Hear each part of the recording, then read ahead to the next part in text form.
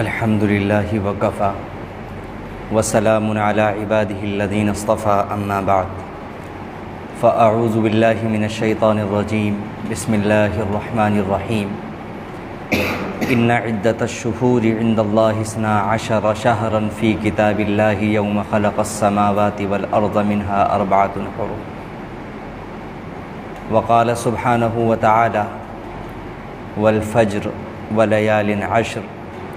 والشفع والوتر صدق الله العظيم وقد قال النبي صلى الله عليه وسلم من وجد سعة ولم يضحي فلا يقربن مصلانا أو كما قال عليه الصلاة والسلام اللهم صل على سيدنا محمد وعلى آل سيدنا محمد وبارك وسلم صلی اللہ علی النبی الامی صلی اللہ علی النبی الامی۔ واجب الاحترام بزرگوں، قابل قدر دینی ایمانی بھائیوں اور بہت ہی عزت و احترام کی مستحق عزیز ماؤں اور بہنوں، اللہ رب العزت کا ہمارے اوپر بہت بڑا احسان یہ ہے کہ انہوں نے ہم سب کی رہنمائی کے لیے انبیاء کرام کے مبعوث کرنے کا مبارک سلسلہ جاری فرمایا، اور ہمارے اوپر مزید اللہ رب العزت کا احسان یہ ہے کہ انہوں نے ہمیں سید الاولین والآخرین جناب محمد الرسول اللہ صلی اللہ علیہ وسلم کی امت میں پیدا فرمایا۔ اگر اللہ کے نبی صلی اللہ علیہ وسلم ہماری رہنمائی نہ فرماتے تو ہمارے لیے تمام دن اور تمام رات برابر تھے۔ ان ظاہری آنکھوں سے ہمیں کیا معلوم کہ کس رات میں اور کس دن میں اللہ رب العزت نے کیا رکھا ہوا ہے۔ ہمارے اعتبار سے تو یہ جو عشرہ چل رہا ہے، آج یکم ذی الحجہ ہے، ذی الحجہ کا مہینہ شروع ہو چکا ہے، پہلی تاریخ ہے، تو ہمارے دیکھنے کے اعتبار سے تو یہ دن بھی ویسا ہی ہے جیسا کل کا دن تھا، اور آنے والا دن بھی ہمیں ویسا ہی نظر آئے گا جیسا پہلے والا دن تھا، یعنی وہی سورج کا نکلنا، وہی سورج کا ڈوبنا، وہی دھوپ کا نکلنا، وہی گرمی کی شدت، وہی 10 بجنا، وہی 11 بجنا، وہی 12 بجنا، تمام کی تمام چیزیں ہمیں تو ویسی ہی نظر آتی ہیں جیسا کہ عام دنوں کے اندر۔ اللہ کی کروڑوں رحمتیں نازل ہوں جناب محمد الرسول اللہ صلی اللہ علیہ وسلم پر، اور قیامت تک آپ کے روزے پر رحمتیں نازل ہوتی رہیں کہ انہوں نے اس خاص طاقت کے ذریعے سے جو اللہ رب العزت انبیاء کرام کو عطا فرماتے ہیں، اس کے ذریعے سے ہمیں یہ بتایا کہ دیکھو بظاہر یہ دن یہ رات دیکھنے میں ایک جیسے نظر آتے ہیں، لیکن اللہ کے اس علم کے بعد جو اللہ نے انہیں علم دیا تھا، اگر اس علم کی روشنی میں دیکھا جائے گا تو ان مبارک ایام میں کہ جن میں اللہ تعالیٰ مخصوص رحمتیں نازل فرماتے ہیں، جن میں اللہ نے برکتیں رکھی ہوئی ہیں، جن میں اللہ کی طرف سے نوازشیں لٹائی جاتی ہیں، اس علم کی روشنی میں اگر دیکھا جائے گا تو عام دنوں کے مقابلے میں یہ تمام ایام بالکل ایک امتیازی حیثیت اور شان رکھتے ہیں۔ اللہ رب العزت نے جیسے رمضان المبارک کے مہینے کو ممتاز بنایا، جیسے اللہ رب العزت نے لیلۃ القدر کی راتوں کو ممتاز بنایا، ان کی خاص فضیلتیں رکھی، اسی طرح اللہ رب العزت نے یہ جو مہینہ شروع ہوا ہے جس کی آج 1 تاریخ ہے، جس کو ذی الحجہ کہا جاتا ہے، یہ کون سا مہینہ ہے ذی الحجہ؟ یہ ذی الحجہ 12واں مہینہ ہے۔ اسلامی جو سال ہوتا ہے اس کے جو 12 مہینے ہوتے ہیں تو سب سے آخری مہینہ ذی الحجہ ہے، اور اسلام کے اندر یہ مہینہ غیر معمولی حیثیت رکھتا ہے، اور اس کی جو فضیلت کی وجوہات ہیں وہ بہت سی وجوہات ہیں۔ ان میں سے ایک وجہ وہ ہے جو اس کا نام سے ظاہر ہے، ذی الحجہ، یعنی یہ حج والا مہینہ ہے۔ اس میں اسلام کا ایک عظیم الشان رکن یعنی حج، اس کی ادائیگی اس مہینے میں عمل کے اندر آتی ہے۔ اس کے علاوہ اس مہینے میں قربانی جیسا عظیم الشان فریضہ، قربانی جیسی عظیم الشان یادگار عبادت اس مہینے کے اندر انجام دی جاتی ہے، یہ بھی اس مہینے کی افضلیت کی ایک وجہ ہے۔ اس کے علاوہ اس مہینے کے اندر اللہ رب العزت نے تکبیرات تشریق کا عمل جاری فرمایا ہے، اللہ اکبر اللہ اکبر، لا الہ الا اللہ واللہ اکبر، اللہ اکبر وللہ الحمد۔ یہ چند وجوہات ہیں کہ جس کی وجہ سے یہ مہینہ ممتاز ہے سارے مہینوں کے مقابلے۔ یہ پورا کا پورا مہینہ اللہ رب العزت نے جو آیت میں نے آپ کے سامنے تلاوت کی، اللہ نے فرمایا کہ اللہ رب العزت نے پہلے سے ہی لوح محفوظ میں سال کو 12 مہینوں پر تقسیم فرمایا تھا اور سال کے 12 مہینہ متعین فرمائے. آسمان و زمین کی جب تخلیق ہوئی تو اللہ رب العزت نے دنیا میں اس کو نافذ فرما دیا اور 4 مہینوں کو اللہ تعالیٰ نے قابل احترام محترم بنایا، جس کی اللہ کے نبی صلی اللہ علیہ وسلم نے حجۃ الوداع کے موقع پر وضاحت فرمائی، جن میں سے 3 مہینے بالترتیب ہیں، ذی قعدہ، ذی الحجہ، محرم. اس کے علاوہ 1 مہینہ رجب. یہ اشہر حرم کہلاتے ہیں، یہ چاروں اسلام میں عظیم الشان مہینے کہلاتے ہیں. ان مہینوں کا کیا احترام ہے؟ ان مہینوں کا احترام یہ ہے، ان مہینوں کے احترام کو بجا لانے کا طریقہ یہ ہے کہ ان مہینوں کے اندر انسان جتنا زیادہ سے زیادہ ہو سکے نیکیاں کرنے کا اہتمام کرے، جتنا زیادہ سے زیادہ ہو سکے نوافل کا اہتمام کرے، جتنا زیادہ سے زیادہ ہو سکے روزے رکھنے کا اہتمام کرے، صدقہ خیرات کا اہتمام کرے، لوگوں کی بھلائی کا اہتمام کرے، گناہوں سے بچنے کا اہتمام کرے، اللہ کی نافرمانی سے اپنے آپ کو بچانے کا اہتمام کرے. یہ ان مہینوں کا حقیقی احترام. ویسے انسان کتنی بھی تسبیح پڑھتا رہے کہ میں احترام کرتا ہوں، لیکن اگر اپنے آپ کو گناہوں سے نہیں بچا رہا ہے، اگر وہ نیک عمل نہیں کر رہا ہے، تو اس کا یہ احترام والا جملہ بولنا یہ کوئی حیثیت نہیں رکھتا، کوئی معنی نہیں رکھتا. اصل کسی بھی چیز کے لیے عمل شرط ہوتی ہے، عمل کی شرط ہے. جب انسان عمل کرے گا تو اس سے پتہ چلے گا کہ اللہ کے حکم کا احترام، ان مہینوں کی حرمت کی عظمت اس کے دل کے اندر ہے، اس وجہ سے وہ اللہ کی نافرمانی کے قریب نہیں جاتا. یہ پورا کا پورا مہینہ. ایک تو عجیب و غریب بات ہے کہ ہم لوگ اسلام کی، میں بار بار اس بات کو کہتا ہوں کہ ہم لوگ مسلمان ہونے کے باوجود اسلام کی سطحی سی، بہت معمولی سی بھی ہم معلومات نہیں رکھتے. ہمیں تو مہینوں کے اسلامی نام بھی یاد نہیں ہے اور اس کی ضرورت بھی نہیں سمجھتے. اور مزید اگر کسی کو بہت زیادہ معلوم ہے، یاد رہتا ہے، تو اتنا یاد رہتا ہے کہ اس مہینے کے اندر حج اور قربانی ہوتی ہے. لیکن ہماری یہ معلومات اگر یہ بھی کسی کو ہے تو یہ بھی بہت محدود ہے.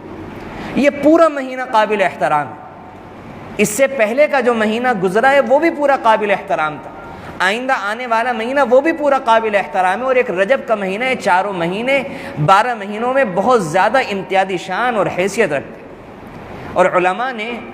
عجیب بات لکھی ہے کہ اگر کوئی شخص ان 4 مہینوں میں اپنے آپ کو گناہوں سے بچانے کا اہتمام کر لیتا ہے، زبردستی اپنے نفس پر بوجھ ڈال کر اپنے آپ کو گناہوں سے بچا لیتا ہے، نیک اعمال پر لگا لیتا ہے، تو ان 4 مہینوں کے احترام کی وجہ سے اللہ تعالیٰ سال کے 12 مہینوں میں، یعنی علاوہ ان 4 مہینوں کے باقی 8 مہینوں میں اللہ تعالیٰ اس کے لیے گناہوں سے بچنا آسان فرما دیتے ہیں، نیکیاں کرنی آسان فرما دیتے ہیں، اطاعات پر، عبادات پر جمنا اللہ تعالیٰ آسان فرما دیتے ہیں. یہ پورے مہینے کی فضیلت. اور باقی یہ جو عشرہ شروع ہوا ہے جس کی آج 1 تاریخ ہے، یہ پورا عشرہ، یہ جو 10 راتیں ہیں جس کی ابتدا کل رات سے ہو چکی ہے. اسلامی سال میں اسلامی جو دن کا نظام ہے، رات پہلے آتی ہے، دن بعد میں آتا ہے، اور دن کی شروعات غروب آفتاب کے بعد سے ہو جاتی ہے. کل سورج ڈوبنے کے بعد سے 1 تاریخ کی شروعات ہو چکی ہے، تو 1 رات گزر چکی ہے. 90 روزے تک یہ جو 10 راتیں ہیں یہ اتنی عظیم الشان ہیں کہ اللہ کے نبی صلی اللہ علیہ وسلم ارشاد فرماتے ہیں جن کی بات میں ادنا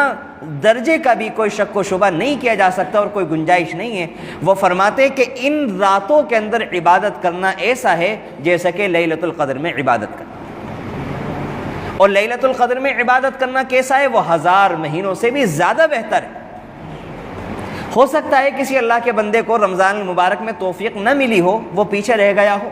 اور اس کے دل کے اندر یہ ولولہ ہو، یہ جذبہ اٹھتا ہو کہ کاش رمضان میں تو میں بیمار تھا، رمضان میں مشغول تھا، رمضان میں نہیں اٹھا سکا لیلۃ القدر سے فائدہ، اب مجھے کوئی موقع مل جائے. وہ پریشان ہوتا ہو کہ یا اللہ ایسا نہ ہو میری زندگی میں، میری قسمت میں آئندہ رمضان المبارک نہ لکھا ہوا ہو، ایسا نہ ہو میرے اللہ اس سے پہلے مجھے موت آ جائے. اللہ نے اس کی تسلی کا سامان فرمایا، ذی الحجہ کی 10 مبارک راتیں عنایت فرمائی کہ اگر اس میں کوئی کوتاہی رہ گئی ہو، دل میں کسک باقی رہ گئی ہو، دل میں ارمان و جذبات باقی رہ گئے ہوں، تو ان 10 راتوں کے اندر عبادت کر لو. ان 10 راتوں میں سے کسی بھی 1 رات کے اندر عبادت کرنا یہ لیلۃ القدر میں عبادت کرنے کے برابر. اور یہ جو 9 دن ہیں،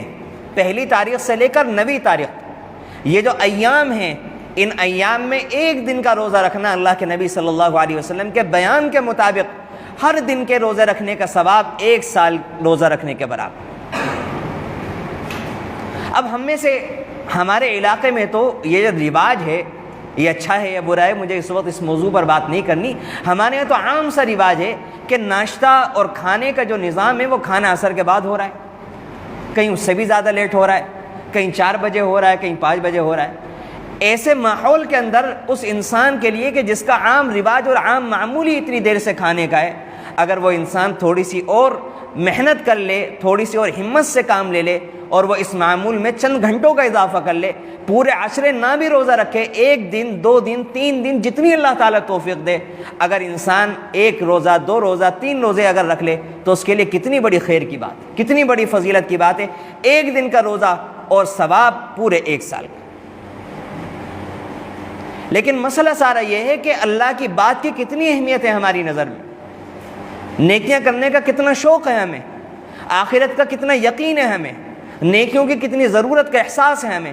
اگر اس کی جگہ یہ بات ہوتی کہ اس وقت اگر کوئی انسان 1 دن کام کر لے تو جتنا وہ سال میں کماتا ہے 1 دن کے اندر اللہ کی طرف سے اس کو وہ سارے سال کا رزق دے دیا جائے گا، تو میں سمجھتا ہوں انسان اگر بیمار بھی ہوتا، اگر وہ کسی بھی بد سے بدتر حالت کے اندر ہوتا، شاید کوئی بھی گھر کا فرد باقی نہ رہتا اور وہ کمانے کے لیے کاروباری ذریعہ اختیار کرتا کہ کچھ بھی ہو 1 دن ہی تو محنت کرنی ہے، سال کے پورے 12 مہینے جو بقیہ ایام ہیں ان کے اندر تو مجھے بیٹھ کر کے وقت گزارنا ہوگا، بقیہ تو پھر راحت ہی راحت ہے، 1 دن محنت مشقت کے ساتھ گزارنی ہے، گزار لی جائے۔ تو اس لیے ہمیں ہمت سے کام لینے کی ضرورت ہے اور ہم نیت کریں جس کی جیسی وسعت ہو۔ نفلی روزہ ہے، پابند تو نہیں کیا جا سکتا، فرض روزہ نہیں ہے، نہ رکھنے والے کو رکھنے والے ملامت نہیں کر سکتے، لیکن ہاں یہ ترغیبی بات ہے، اللہ کے نبی صلی اللہ علیہ وسلم نے محبت سے، پیار سے، شفقت سے ترغیب دلائی ہے کہ دیکھو رکھنا چاہیے، 1 دن کے روزے کا ثواب 1 سال کے روزوں کے برابر۔ اللہ نے تو انتہا کر دی دینے کی، اور اگر ہم لوگ لینے کے لیے اپنے ہاتھوں کو کھینچ لیں اور ایک بھی روزہ رکھنے کے لیے ذرا سی بھی اپنے نفس کے خلاف جا کر، اپنی خواہشات کے خلاف جا کر ذرا بھی قربانی دینے کے لیے تیار نہ ہو، ذرا بھی ہمت دکھانے کے لیے تیار نہ ہو، تو یقیناً یہ ہمارے لیے بڑی محرومی کی بات ہے۔ اس لیے اس کی مبارک راتوں میں جتنا بھی ہو سکے، پوری رات قیام کرنے کی بات نہیں کہی اللہ کے نبی صلی اللہ علیہ وسلم نے۔ اگر کوئی انسان تہجد کے وقت میں، جب تہجد کا وقت ختم ہونے والا ہو، 15 منٹ پہلے اٹھ جائے، 20 منٹ پہلے اٹھ جائے، آدھا گھنٹے پہلے اٹھ جائے، 2 رکعت پڑھ لے، 5-10 منٹ دعا کر لے، 4 رکعتیں پڑھ لے، جتنی جس کو وسعت ہو، اگر ان مخصوص ایام کے اندر اگر انسان اس کام کو کر لے تو اس کے لیے کتنی بڑی خیر کا ذریعہ کھل جائے گا کہ لیلۃ القدر کی عبادتوں کا ثواب، روز کے روزے کا ثواب 1 سال کے روزوں کے برابر۔ اور یہ جو عرفے کا روزہ ہے، اس کے بارے میں تو اللہ کے نبی صلی اللہ علیہ وسلم نے فرمایا، بعض روایت کے اندر آتا ہے کہ مجھے امید ہے کہ یہ سال 2 سال کے گناہوں کا کفارے کا ذریعہ بن جائے گا، اور اس کے لیے اللہ کے نبی صلی اللہ علیہ وسلم نے اس کے لیے جو فضیلت بیان فرمائی ہے وہ 1 سال کی جگہ 2 سال کی اللہ کے نبی صلی اللہ علیہ وسلم نے فضیلت بیان فرمائی۔ اس لیے اگر بقیہ دنوں میں ہم روزہ نہ رکھ سکے تو کم سے کم جو عرفے کا دن ہے اس کے اندر تو ہمیں ضرور ہمت سے کام لے کر روزہ رکھنے کا اہتمام کرنا چاہیے۔ ایک مسئلہ بھی میں یہاں پر واضح کر دوں کہ عرفے کے دن کے روزہ جو ہے اس کے بارے میں ہمارے یہاں بہت غلط فہمی پائی جاتی ہے، اور وہ یہ کہ ہم لوگ یہ سمجھتے ہیں کہ عرفے کے دن کے روزے میں ہم سعودی عرب کے پابند ہیں، جس دن وہاں عرفہ ہوگا اس دن ہمیں یہاں پر روزہ رکھنا ہوگا۔ حالانکہ یہ غلط ہے، جس دن ہمارے یہاں کے اعتبار سے نویں تاریخ ہوگی، عرفے کا دن ہوگا، تو اس دن کے اعتبار سے ہمیں روزہ رکھنا ہوگا، اور ہمارے لیے اس دن فضیلت ہے۔ جس ملک میں 9 تاریخ ہوگی، عرفے کا دن ہوگا، اس کے حساب سے اس کو روزہ رکھنا ہوگا۔ یہ ایسا ہی ہے جیسا کہ رمضان المبارک کا چاند وہاں پر پہلے نظر آ جاتا ہے، وہ پہلے روزہ رکھنا شروع کر دیتے ہیں۔ ہمارے یہاں آخری روزہ ہوتا ہے، وہاں پر عید ہو جاتی ہے۔ ہمارے یہاں بقرعید میں 1 دن باقی ہوتا ہے، وہاں بقرعید ہو جاتی ہے، اور ہم سارے کے سارے کام اپنے اعتبار سے کرتے ہیں۔ عید، بقرعید، رمضان، محرم کا روزہ، ساری چیزیں ہم اپنے چاند کے اعتبار سے کرتے ہیں۔ بالکل اسی طرح اس معاملے میں بھی ہمیں اپنے یہاں کے چاند کا اعتبار کرتے ہوئے روزے کا اہتمام کرنا چاہیے۔ ایک تو یہ ذی الحجہ کی راتوں کے بارے میں چند باتیں میں نے عرض کی، اور ایک بات آج کے مجلس میں مجھے مسائل ہی عرض کرنے ہیں۔ ایک بات ہمیں یہ بھی کرنی چاہیے، آج ایک عظیم الشان سنت ہم سے یہ چھوٹ رہی ہے کہ یہ جو تکبیر تشریق کا عمل ہے جو 9 ذی الحجہ کی فجر کی نماز سے لے کر 13ویں ذی الحجہ کی عصر کی نماز تک جاری رہتا ہے، جس کو مسجدوں میں فرض نماز کے بعد تمام مرد حضرات بلند آواز سے پڑھتے ہیں اور عورتیں گھروں کے اندر اس عمل کو انجام دیتی ہیں۔ لیکن ہم لوگ یہ سمجھتے ہیں کہ یہ عمل صرف 9 ذی الحجہ سے 13ویں ذی الحجہ تک، یہ ہماری غلط فہمی ہے۔ اس عمل کو انجام دینے کا وقت جو ہے وہ شروع ہو چکا ہے۔ یہ مہینہ جو ہے خصوصاً یہ عشرہ، یہ سارا کا سارا اللہ کی بڑائی بیان کرنے کا ہے۔ یہ اس مہینے کی جو عظیم الشان عبادت ہے وہ تکبیر تشریق، اللہ کی بڑائی بیان کرنا، اللہ اکبر لا الہ الا اللہ واللہ اکبر وللہ الحمد۔ انسان چلتے پھرتے اٹھتے بیٹھتے سوتے جاگتے ہر وقت اللہ کی بڑائی کو بیان کرے، ہر وقت اس کی زبان پر جاری و مزے لے کر اللہ کے نغمے گائے، اللہ کی بڑائی کو بیان کرے، بار بار اس بات کا اہتمام کرے۔ صحابہ کرام رضوان اللہ علیہم اجمعین کے بارے میں آتا ہے کہ جب وہ بازاروں میں جاتے تھے سب بلند آواز سے پڑھ رہے ہوتے تھے، چلتے پھرتے پڑھ رہے ہوتے، ہر وقت پڑھ رہے ہوتے۔ تو اس لیے ہمیں اس عبادت کو ابھی سے شروع کر دینا چاہیے، اور یہ عبادت پورے مہینے ہماری زبانوں پر رہنی چاہیے۔ اور یہ اتنی عظیم الشان عبادت ہے کہ جیسے حجاج کرام کی زبانوں پر وہاں ترانہ ہوگا لبیک اللہم لبیک، اور اس کے علاوہ اللہ اکبر لا الہ الا اللہ واللہ اکبر، اللہ تعالیٰ نے ہم لوگوں کی زبانوں پر یہاں رہتے ہوئے جو کام حجاج کرام کر رہے ہیں، اللہ تعالیٰ نے ان کی زبانوں پر جو ترانہ جاری کیا ہوا ہے، ان 2 ترانوں میں سے ایک ترانہ اللہ تعالیٰ نے ہماری زبانوں پر بھی جاری کر دیا، تاکہ جب اللہ کی نظر رحمت مخصوص وہاں پر پڑے گی ان حجاج کرام پر، تو اس کے کچھ جھوکے، اس کے کچھ ذرات ان تکبیرات کے پڑھنے والوں پر، ان کی مشابہت اختیار کرنے والوں پر بھی پڑے۔ اس لیے خوب دل لگا کر تمام مرد، تمام عورتیں، بچے، بوڑھے سب اس کے اندر خوب محنت سے کام لیں اور خوب رغبت کا اظہار کریں، خوب شوق کے ساتھ اس کے معنی مفہوم کو ذہن میں رکھتے ہوئے اللہ کی بڑائی بیان کریں۔ اور ایک مسئلہ یہ بیان کرنا تھا کہ اللہ کے نبی صلی اللہ علیہ وسلم نے فرمایا کہ ذی الحجہ کا چاند نظر آنے کے بعد جس کا قربانی کرنے کا ارادہ ہو تو وہ اپنے بال وہ داڑھی کے ہوں یا مونچھوں کے ہوں یا زیر ناف ہوں یا بغل کے ہوں یا ناخن ہوں، ان قسم کی جس کا قربانی کرنے کا ارادہ ہو تو وہ یہ سارے کے سارے کام نہ کرے۔ یہ حکم جو ہے کوئی فرض نہیں ہے، واجب نہیں ہے۔ اگر کوئی اس کی خلاف ورزی کرتا ہے کوئی گنہگار نہیں ہے، لیکن مستحب ہے، یعنی جو کرے گا تو اس کو ثواب ملے گا۔ اس لیے اس کا بھی اہتمام کرنا چاہیے، اور جن لوگوں کا قربانی کرنے کا ارادہ ہو تو وہ اپنے ناخن وغیرہ نہ کاٹیں، اور جو بال ہیں ان کو بھی نہ کاٹیں۔ اور لیکن واضح رہے کہ اگر کسی کے زیر ناف یا بغل کے بال 40 دن سے زیادہ متجاوز ہو گئے ہوں تو اس کے لیے کاٹنا ضروری ہے، وہ اس پر عمل نہ کریں۔ اور عمل کرنے والے جو عمل نہیں کر رہے ان کو بالکل بھی اعلان نہ کریں، اور وہ اس بارے میں کچھ نہ کہیں کہ آپ اس کام کو نہیں کر رہے ہو، یہ مستحب عمل ہے، اس پر نکیر بالکل نہ کی جائے۔ اور جو عمل شریعت میں جس درجے میں ثابت ہے صرف اسی درجے میں اس کو رکھا جائے۔ اور ایک سوال بعض مرتبہ لوگ یہ کرتے ہیں کہ جن کی داڑھی ابھی نہیں رکھی ہوئی ہے تو اگر ان ایام میں وہ داڑھی چھوڑ دیں گے اور 10 دن تک داڑھی نہیں کاٹیں گے تو کیا انہیں ثواب ملے گا؟ تو ہاں، ان کو اتنے دن تک جتنے دنوں تک وہ داڑھی نہیں کاٹیں گے اتنے دنوں کا ثواب ملے گا، اور وہ اس فضیلت کے اندر شامل ہو جائیں گے۔ یہ بھی حجاج کرام کی مشابہت ہے کہ جیسے وہ لوگ اس زمانے کے اندر وہاں پر ان کے اوپر پابندیاں عائد ہیں، تو اللہ تعالیٰ نے ان کی مشابہت کے صدقے میں اللہ تعالیٰ وہ رحمت کے جھونکے جو ان کو نصیب ہیں اس کے کچھ ذرات ہم مشابہت اختیار کرنے والوں کو بھی اللہ تعالیٰ اپنے فضل و کرم سے نصیب فرما دیں، اس وجہ سے ساری کی ساری مشابہت اختیار کروائی جائے۔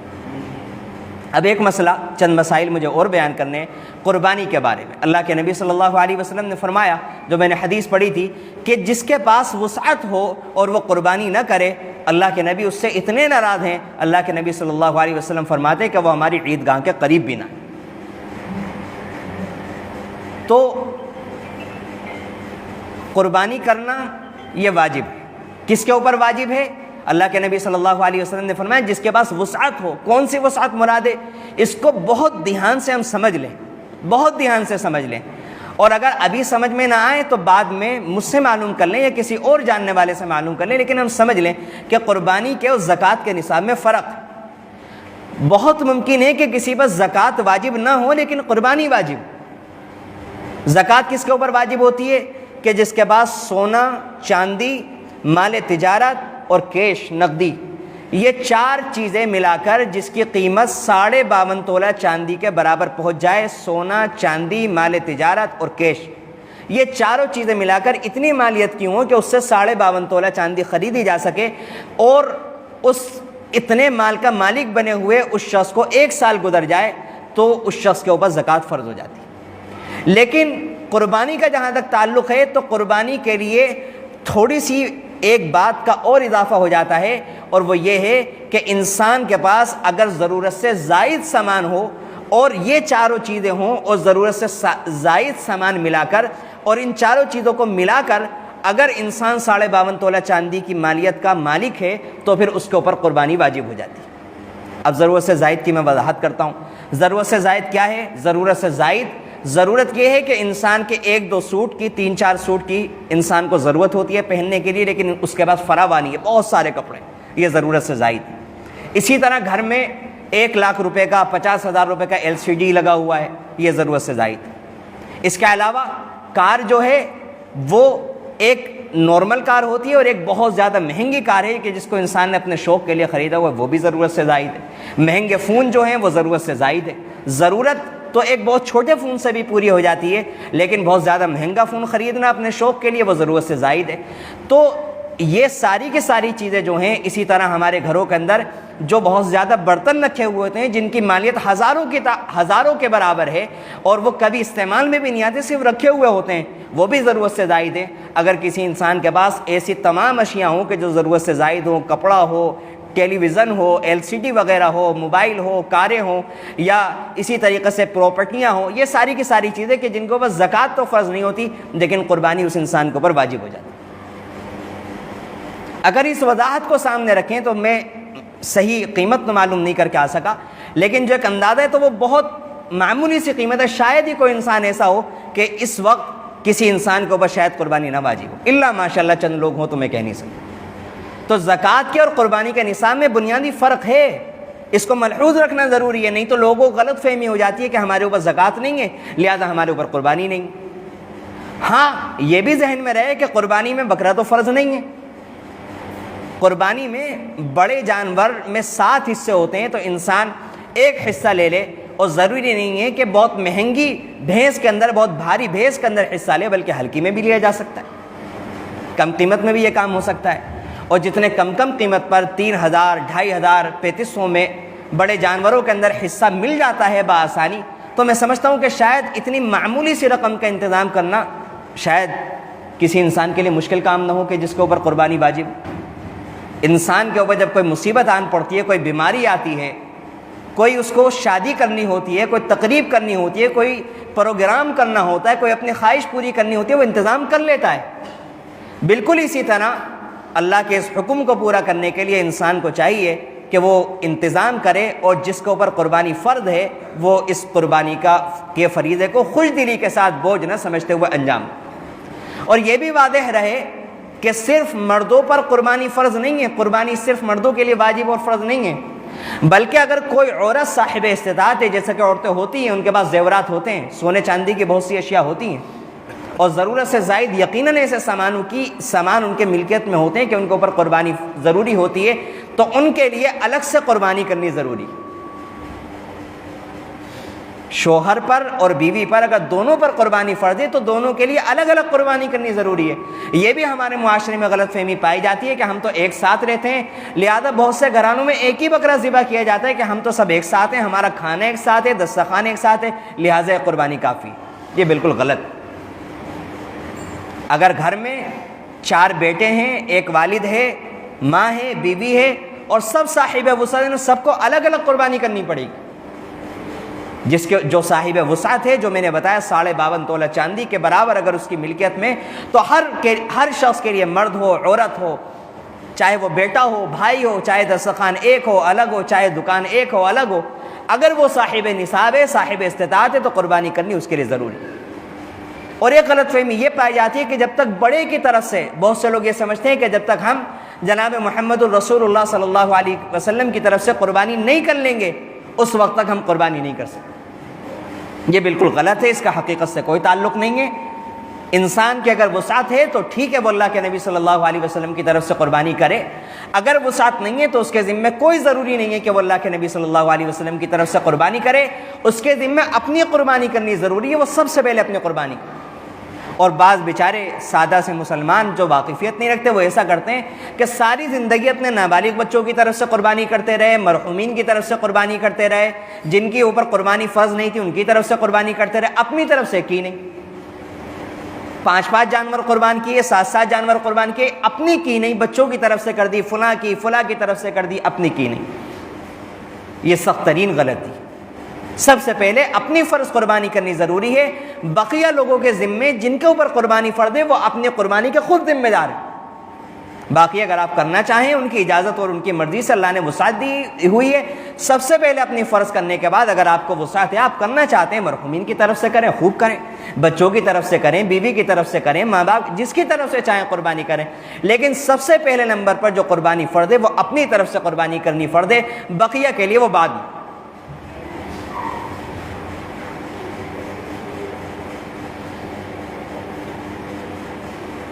اسی طرح ذبح کرنے کا جو طریقہ ہے اس کے اندر بھی بہت اہتمام سے کام لینا چاہیے. اور اللہ کے نبی صلی اللہ علیہ وسلم نے ذبح کرنے کا طریقہ بھی بیان فرمایا. اور اس میں ہم سے بہت زیادہ چوک ہو جاتی ہے. اللہ کے نبی صلی اللہ علیہ وسلم نے، اسلام کی خصوصیت ہے کہ اسلام نے تمام طبقات کا خیال کیا، چاہے وہ جانور ہی کیوں نہ ہو. اللہ کے نبی صلی اللہ علیہ وسلم نے فرمایا کہ جب جانور کو ذبح کیا جائے، ذبح کرنے سے پہلے چھری کو تیز کر لیا جائے. کن چھری سے جس کی دھار خراب ہو، ایسی چھری سے جانور کو ذبح کرنا کتابوں کے اندر علماء کرام نے مکروہ لکھا ہے. اللہ کے نبی صلی اللہ علیہ وسلم نے منع فرمایا. بہت پیار سے، شفقت سے اس جانور کو لایا جائے، کھلانے پلانے کا اہتمام کیا جائے، بھوکا نہ رکھا جائے، اور بہت آہستگی کے ساتھ جتنا خیال رکھتے ہوئے جانور کو ہو سکے اس کو لٹایا جائے. اور لٹانے کا طریقہ میں نے پہلے بھی بیان کیا تھا کہ لٹانے کا طریقہ جو کاٹنے والے ہوتے ہیں وہ صحیح واقفیت نہیں رکھتے، ہمیں خود جاننا چاہیے. لٹانے کا طریقہ کتابوں میں لکھا ہوا ہے کہ اس کے پیروں کو قبلے کی طرف کیا جائے، بائیں کروٹ پر لٹایا جائے اور اس کے پیروں کو قبلے کی طرف کیا جائے تو اس کی گردن خود بخود قبلے کی طرف ہو جائے گی. عام طور سے ایسا ہوتا ہے کہ جدھر نالی ہوتی ہے ادھر کی طرف لٹا دیا جاتا ہے، چاہے کدھر بھی ہو. پھر کھینچ تان کر اس کا دھڑ وہاں پڑا ہوا ہے، اس کے پیر وہاں پر ہے، اس کی گردن کو توڑ مروڑ کر قبلے کی طرف کر دیا جاتا ہے. اس سے جانور کو تکلیف بھی زیادہ ہوتی ہے اور یہ صحیح طریقہ نہیں ہے. بلکہ صحیح طریقہ یہ ہے کہ بائیں کروٹ پر لٹا کر پیر اس کے قبلے کی طرف کیے جائیں تو اس کی گردن خود بخود قبلے کی طرف ہوگی، اور پھر سیدھے ہاتھ سے بسم اللہ اللہ اکبر پڑھ کر جانور کو ذبح کر دیا جائے. اور جس کی قربانی ہے وہ اپنے ہاتھ سے ذبح کرے، سب سے افضل بات. اور اگر اپنے ہاتھ سے ذبح نہیں کرنا چاہتا کسی وجہ سے، افضل تو یہی ہے کہ کرے، تو پھر دوسرے کو بھی ذبح کی اجازت دینا اور دوسرے سے ذبح کرانا یہ بھی جائز. اور اس کی جو دعا ہے ہمیں وہ دعا بھی یاد کرنی چاہیے. نہ یاد ہو تو ہمارے پاس ہونی چاہیے، دیکھ کر پڑھ لیں، سن کر پڑھ لیں. انی وجہت وجہی للذی فطر السماوات والارض حنیفا وما انا من المشرکین ان صلاتی ونسکی ومحیای ومماتی للہ رب العالمین لا شریک لہ وبذالک امرت وانا اول المسلمین. اور پھر عربی میں کہا جاتا ہے اللہم منک ولک عن، پھر اپنا نام لیا جائے گا. مثال کے طور پر عبداللہ نام ہے تو عن عبداللہ. اور اگر یہ یاد نہ ہو تو پھر یہ کہہ دیا جائے، اردو میں اس کا مفہوم ہے کہ اللہ یہ آپ ہی کی طرف سے دیا ہوا جانور ہے اور آپ ہی کی رضا کے لیے میں عبداللہ کی طرف سے اپنی طرف سے اس جانور کو قربان کر رہا ہوں. اور اگر کسی اور کی طرف سے تو اس کا نام لیا جائے کہ اس کی طرف سے قربان کر رہا ہوں، پھر بسم اللہ اللہ اکبر کہہ کر ذبح کر دیا جائے. یہ جو دعا ہے پہلے پڑھی جائے گی. یہ ذبح کے وقت نہیں کہ چھری ہاتھ میں لے کر کھڑے ہوئے ہیں اور جانور کو دبایا، اس وقت اتنی لمبی دعا نہیں پڑھی جائے گی. یہ بقیہ دعا تو پہلے پڑھ لی جائے گی اور پھر جانور پر جب چھری رکھی جائے گی تو بس بسم اللہ اللہ اکبر پڑھ کر جانور کو ذبح کر دیا جائے گا. اس کے علاوہ ایک بہت ضروری بات یہ بھی ہے کہ اس موقع پر، بقرعید کے موقع پر، یہ تو عام حالات میں بھی اسلام کی یہی رہنمائی اور یہی تعلیمات ہے، لیکن اس وقت ان حالات کے تناظر میں مزید ہمیں اس بات کا اہتمام کرنے کی ضرورت ہے کہ ہماری اس عبادت کے ذریعے سے کسی کو بھی تکلیف نہ ہو، نہ کسی مسلمان کو تکلیف ہو، نہ کسی غیر مسلم کو تکلیف ہو. ہمارے بہت سے مسلم علاقوں میں بہت سالوں سے اس بات کا اہتمام کیا جا رہا ہے کہ گلی کا کوئی بھی شخص ایک بڑی تھیلیوں کا انتظام کر کے بقرعید سے 1 رات پہلے 2 رات پہلے گھر گھر میں جا کر بانٹ دیتے. بڑی والی جو تھیلیاں ہوتی ہیں، کہ جب اس کی آلائش وغیرہ، اس کا پیٹھا وغیرہ جو بھی گندگی ہے، جب اس کو باہر نکالیں تو اس تھیلی کے اندر خوب اچھی طرح سے کر کے اس کی گرہ لگا کر پھر گھر سے نکالیں، تاکہ وہ جو گندگی ہے وہ گندگی زیادہ نہ پھیلے، کسی کو تکلیف نہ ہو، بدبو نہ پھوٹے ہمارے محلے کے اندر، ہمارے علاقے کے اندر۔ تو اس لیے ہمیں بہت زیادہ اہتمام کرنے کی ضرورت ہے۔ ہم دوسروں کو شکایت کا موقع نہ دیں، دوسروں کو اپنے مذہبی تہواروں کے اوپر، اپنی مذہبی عبادتوں کے اوپر ہم انگلی اٹھانے کا موقع نہ دیں۔ اور یہ ایسی بات ہے، یہ کوئی تعصب والی بات نہیں ہے، اس سے مسلمانوں کو بھی تکلیف ہوتی ہے، گندگی سے، بدبو سے، ہر کسی کو تکلیف ہوتی ہے، صرف غیروں کو کوئی تکلیف نہیں ہوتی۔ اللہ کرے کہ ہمارے ہاں کوئی اس کا اہتمام کر لے، اور اللہ تعالیٰ کسی کو توفیق دے کہ وہ اس کے بانٹنے کا اہتمام کر دے، اور سب حضرات اس کی پابندی کا خیال کر لیں، اور گندگی کی جو جگہ ہے وہاں تک خود پہنچا دیں، یا جو پہنچانے والے ہیں ان سے کہہ کر وہاں تک پہنچوا دیں، تو یہ ایک بہت اچھی بات یہ ہماری طرف سے ہو۔